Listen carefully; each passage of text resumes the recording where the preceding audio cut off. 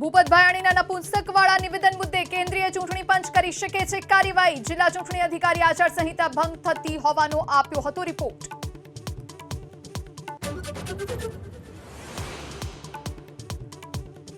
રાજકોટથી કોંગ્રેસના સંભવિત ઉમેદવાર અને કોળી સમાજના યુવા અધ્યક્ષ વિક્રમ સુરાણી આજે કરશે કેસરિયા. પ્રદેશ અધ્યક્ષ પાટીલની ઉપસ્થિતિમાં જોડાશે ભાજપમાં.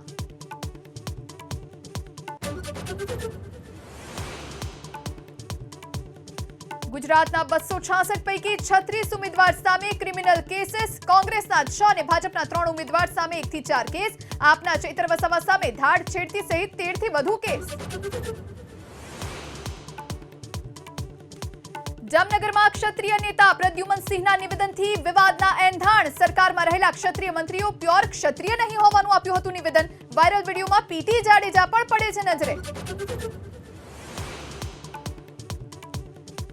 નર્મદા ડેમમાંથી પાણી છોડાવવાનું હોવાથી નર્મદા પરિક્રમા કરાઈ સ્થગિત. તિલકવાડા ખાતે જેટીની વ્યવસ્થા નહીં હોવાથી યાત્રા કરાઈ સ્થગિત. રાત્રિના ડેમમાંથી છોડાયું 30,000 ક્યુસેક પાણી.